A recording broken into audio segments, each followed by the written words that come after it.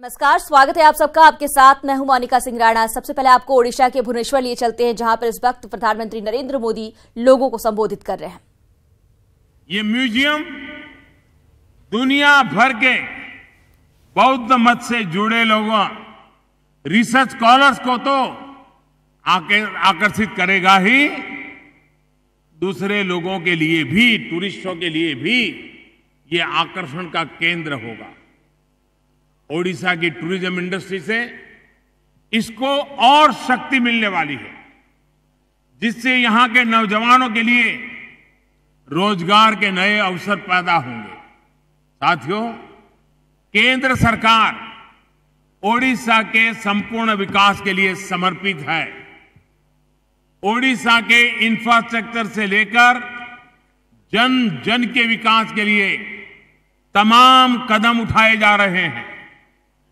मैं आपको विश्वास दिलाता हूं कि ये काम निरंतर जारी रहेगा। ओडिशा न्यू इंडिया के विकास का एक महत्वपूर्ण इंजन बने, इसके लिए हम सभी को साथ मिलकर आगे बढ़ना है। आगे बढ़ेंगे, मिलकर प्रयास करें।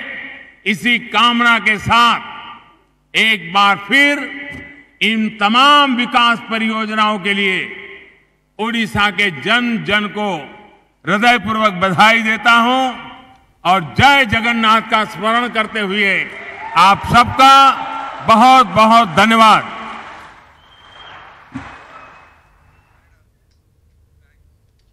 तो प्रधानमंत्री को आप सुन रहे थे। अगली खबर की बात करते हैं। आगरा से एक खबर है, जहां पर तालाब में डूबने से 4 साल के एक बच्चे की मौत हो गई। घटना थाना शमशाबाद क्षेत्र के लहरा गांव की है, जहां बच्चा खेलते खेलते तालाब में गिर गया। हालांकि जब तक परिवार को पता चला, तब तक बच्चे की तालाब में डूबकर मौत हो चुकी थी। मासूम बच्चे की मौत के बाद घर में कोहराम मच गया।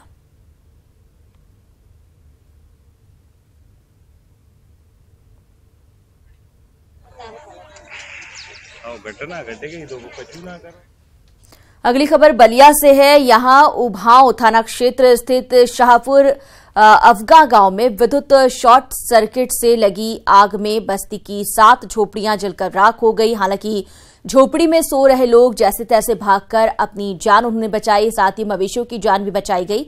वहीं शोरगुल सुनकर आसपास की झोपड़ियों में सो रहे सैकड़ों ग्रामीणों ने घंटों कड़ी मशक्कत के बाद अपने संसाधन के माध्यम से आग पर काबू पाया।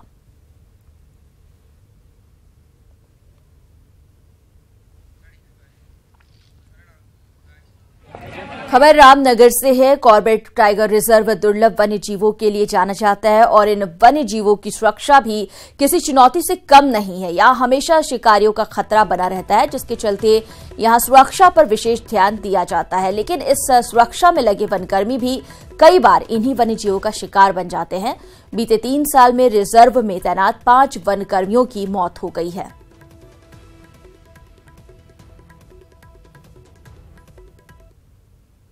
अलग अलग तरह के जंगल हैं, जिसमें कई जगह विजिबिलिटी भी काफी कम होती है। और हमारा जो रेगुलर पेट्रोलिंग है, उसमें एक मेजर पोर्शन जो है वो फुट पेट्रोल मतलब पैदल गश्त का होता है। तो हमेशा ये संभावना तो रहती है कि, और कई बार ऐसी स्थितियां आ जाती है जिसमें हमारे स्टाफ को जंगली जानवरों से, वाइल्ड लाइफ से डायरेक्ट सामना हो जाता है। तो इस तरह की चुनौतियां हमारे स्टाफ के रेगुलर पेट्रोलिंग में हमेशा होती है।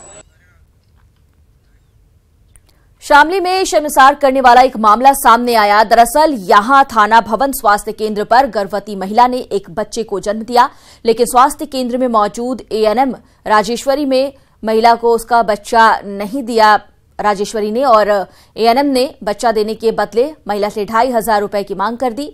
महिला के पास उस वक्त पैसे नहीं थे। एएनएम जब अपनी मांग पर अड़ी रही तो महिला ने गांव से पैसे मंगवाकर एएनएम को दिए, लेकिन तब तक बच्चे की मौत हो गई। जिसके बाद मरीज के तीमारदारों ने हॉस्पिटल स्टाफ पर रिश्वतखोरी और लापरवाही का आरोप लगाते हुए जमकर हंगामा किया। हंगामे होते देख अस्पताल का स्टाफ मौके से फरार हो गया। वहीं डीएम शामली अखिलेश सिंह ने बताया कि इस घटना के जो तथ्य हैं उनकी जांच कराई जा रही है। जांच में जो भी दोषी पाया जाएगा उसके खिलाफ कठोर कार्रवाई की जाएगी।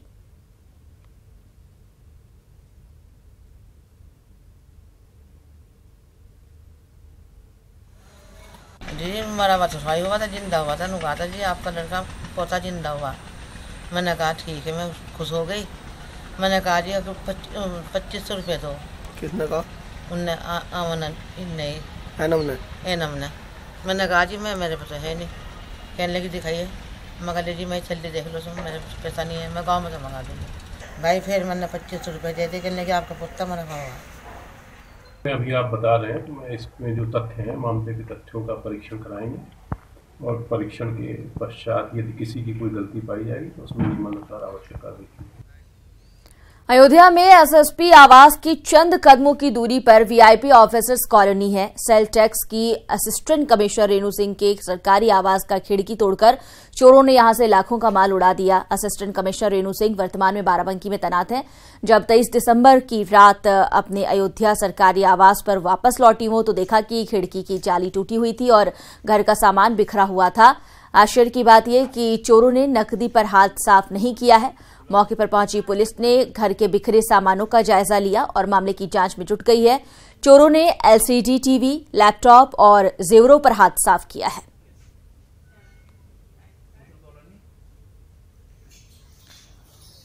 मैं बाराबंकी से आज 12:30 बजे लगभग रात को आई हूँ और जैसे कमरा हमने खोला तो सारे कमरे में सामान उथल पुथल पड़े हुए हैं और बिखरे हुए हैं। जैसे ऐसे फील हो रहा है कि जैसे किसी ने जानबूझकर ये करवाया है। और अलमारी के जो ड्रॉ हैं वो टूटे हुए हैं, लेकिन उसमें से सिर्फ एक आध मेरे ख्याल से चैन वैन गायब है, बाकी कैश तो वैसे ही है। तो ये समझना बड़ा मुश्किल है कि आखिर जिसने चोरी किया वो कैश क्यों नहीं ले गया। ये थोड़ा ये जांच का विषय है, क्योंकि चोर हमेशा जब भी ताला तोड़ेगा तो वो कैश ही ले जाएगा, उसी के लिए वो चोरी करता है। ज्वेलरी एक आध दो गायब है, लेकिन बाकी कैश तो वैसे के वैसे पड़े हुए हैं। सोनभद्र के जंगलों में वन माफिया जमकर अवैध कटान कर रहे हैं। वन विभाग की टीम ने मयूरपुर वन रेंज के जरहा क्षेत्र से आज अवैध कत्थे की लकड़ी से लदी एक ट्रक को पकड़ लिया। वन विभाग की टीम द्वारा ट्रक के ड्राइवर और क्लीनर को हिरासत में लेकर पूछताछ की जा रही है। बरामद माल की कीमत लाखों रुपए बताई जा रही है। वन विभाग के डिप्टी रेंजर का कहना है कि उन्हें लगातार खैर की लकड़ी की कटान की जानकारी मिल रही थी और आज मुखबिर की सूचना पर इस ट्रक को पकड़ा गया है और आरोपियों के खिलाफ कार्रवाई की जा रही है।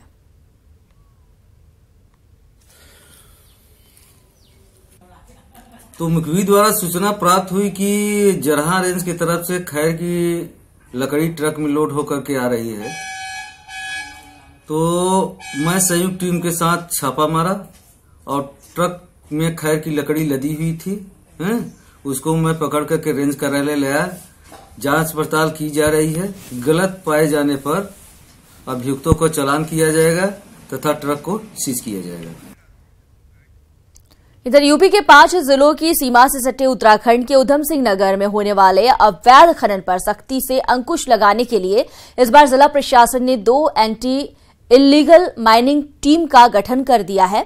पुलिस, राजस्व, वन और खनन विभाग के अधिकारियों को मिलाकर गठित की गई anti illegal mining team Bajpur, Kashipur, Pantnagar और सितारगंज क्षेत्र में होने वाले अवैध खनन पर सख्ती से अंकुश लगाने का काम करेगी। आपको बता दें कि खनन सीजन में अक्सर तराई में बसे उधम सिंह नगर के बाजपुर खनन क्षेत्र में अवैध खनन में वर्चस्व को लेकर खनन माफियाओं के बीच गैंग वॉर होते रहती है।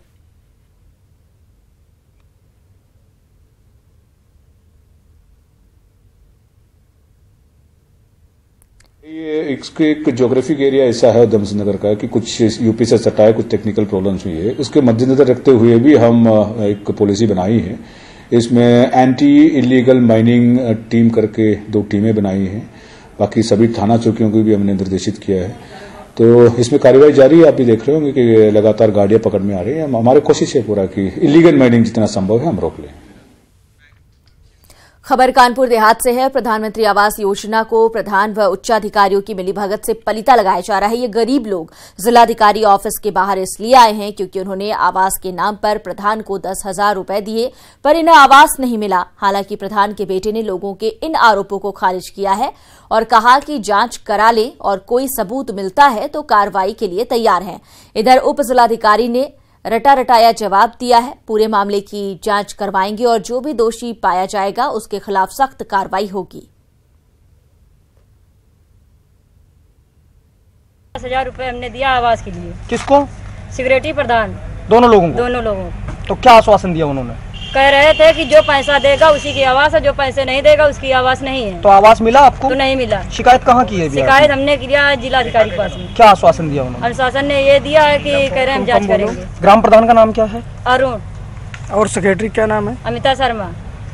दोनों लोगों ने मिलकर पैसा लिया? दोनों लोगों ने मिलकर लिया। हमसे सेक्रेटरी और प्रधान बोले कि नीलम तुम्हारी आवास आ चुकी है, आप 10,000 रुपए दीजिए तो आपको आवास मिल जाएगी। हमने कहा सर हमारे पास पैसे नहीं है, मैं भी पैसे नहीं दे पाएंगे, जब आवास आ जाएगी तब हम पैसे देंगे। बोले जो लखनऊ से टीम आती है तो उसको पहले पैसे देने पड़ते हैं, उसके बाद में आवास आती है। दो तो दो, नहीं तो फिर तुम्हारी कॉलोनी नहीं आएगी। तब हमने इनको 10,000 रुपए दिए। जब 10,000 रुपए ले लिया और फिर भी अब सुनवाई नहीं कर रहे, बोलते हैं कौन पैसे किसके पैसे।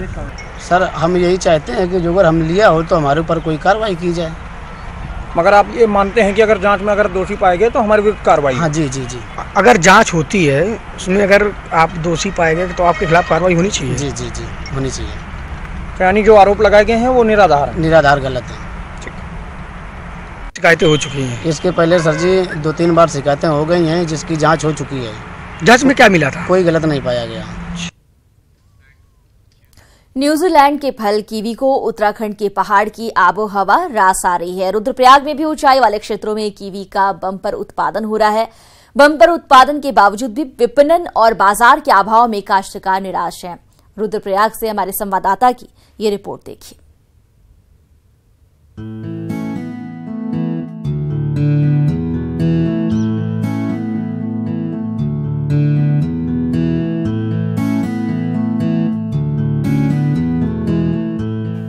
वैसे तो अपने औषधीय गुणों से भरपूर स्वादिष्ट फल कीवी को न्यूजीलैंड का फल माना जाता है, लेकिन पहाड़ की आबोहवा कीवी को भा गई है।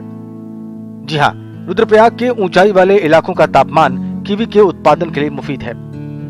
3 सालों के इंतजार के बाद रुद्रप्रयाग के चिरीबिटिया की पहाड़ियों में बसे बजरा, धनकुराली, चैरा सातोली, पालकुराली गांव में इस बार करीब 10 कुंतल कीवी फल का उत्पादन हुआ है।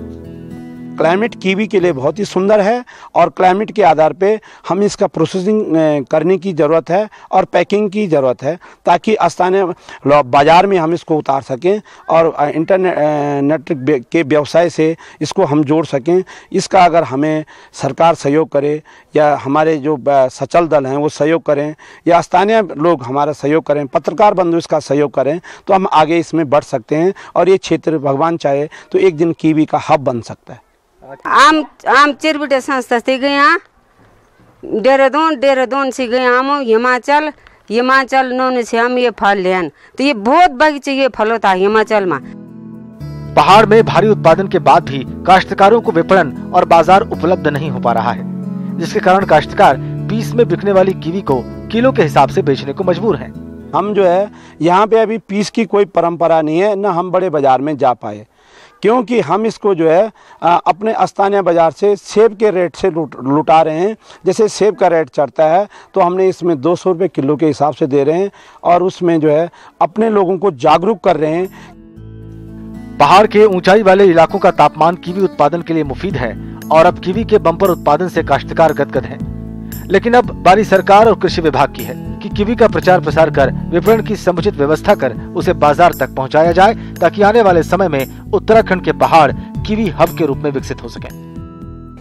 शुगर और डेंगू की बीमारी में रामबाण माना जाने वाला कीवी का फल वैसे तो न्यूजीलैंड का फल माना जाता है, लेकिन रुद्रप्रयाग के बजरा गांव में इसका उत्पादन शुरू किया गया और काफी अच्छी मात्रा में इसका उत्पादन यहाँ पे हो रहा है। लेकिन यहाँ पर जो काश्तकार है वो जो है कौड़ियों के भाव उसके बेच रहा है, 100 से 200 रुपए किलो मात्र उसे ये बेचना पड़ रहा है क्योंकि विपणन की कोई व्यवस्था नहीं है। ऐसे में जरूरत है कि जिस तरह से कीवी का उत्पादन यहाँ पर हो रहा है उसको बाजार तक पहुँचाने की व्यवस्था हो पाए ताकि काश्तकार को इसका वाजिब दाम मिल पाए। शैलेंद्र सिंह रावत, न्यूज 18, बजरा गांव। के लिए हरीश रावत उपवास करने वाले हैं।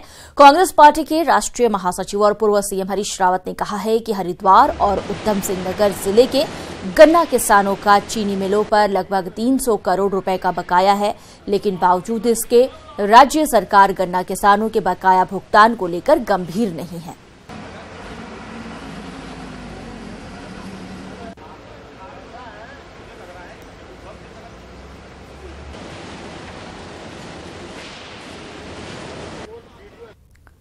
गन्ने का भुगतान के लिए हमने तय किया है कि हम जनवरी में एक दिन इस मामले को और नजुल आदि के लेकर के यहाँ उपवास रखेंगे।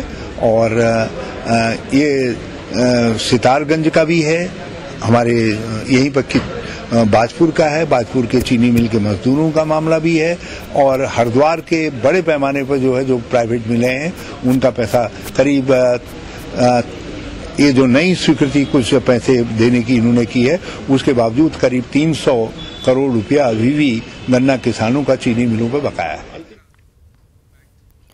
मुस्कुराहट कुदरत की सबसे बड़ी सौगात है, इसलिए Himalaya lip care, smile train और न्यूज 18 उत्तर प्रदेश उत्तराखंड की एक खास मुहिम ने हर उस बच्चे को उसकी मुस्कान लौटाने का जिम्मा उठाया है जो कटे होंठ और तालू से ग्रसित है। एक आसान सी सर्जरी से ये विकार पूरी तरह से ठीक हो जाता है। नन्हे आरव को भी ऐसे ही आसान और मुफ्त इलाज से मिली है एक नई मुस्कान।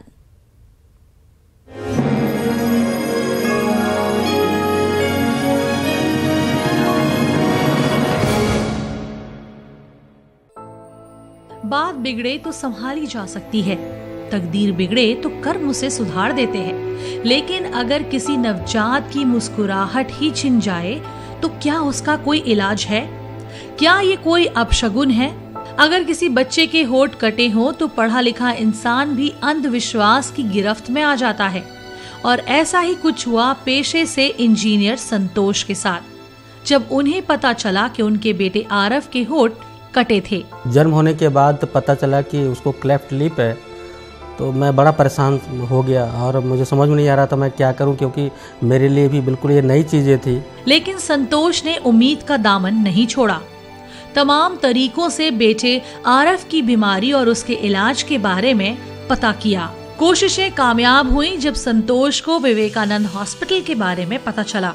महज 2 घंटे के छोटे से ऑपरेशन के जरिए संतोष की दुनिया में मुस्कुराहटें लौटा दी। मुझे बहुत ज्यादा खुशी हो रही है कि मेरा बच्चा बिल्कुल स्वस्थ हो गया है।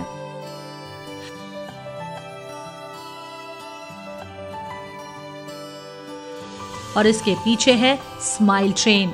स्माइल ट्रेन सिर्फ उन बच्चों के सर्जरी ही, निःशुल्क सर्जरी ही नहीं कराती, बल्कि समाज में फैली हुई भ्रांतियों को मिटा के एक जागरूकता भी फैलाती है। जो गांव-गांव, शहर-शहर कैंपेन चलाकर कटे होंठ और तालू यानी क्लेफ्ट लिप के विकार से पीड़ित बच्चों का मुफ्त इलाज कर रही है, जिससे बचपन ना खोए अपनी पहचान और मुस्कान की ऊंची रहे उड़ान। News 18 Uttar Pradesh Uttarakhand, Himalaya lip care और स्माइल ट्रेन के सहयोग से उत्तर प्रदेश में अब बिखरेगी एक नई मुस्कान। नन्हे आरव की नई मुस्कान दूसरों के लिए भी साबित होनी चाहिए प्रेरणादायक। आपको बता दें कि कटे होंठ और तालू के इलाज के लिए टोल फ्री नंबर पर कॉल करके सभी जानकारियां प्राप्त की जा सकती हैं। इसी के साथ दीजिए इजाजत। नमस्कार।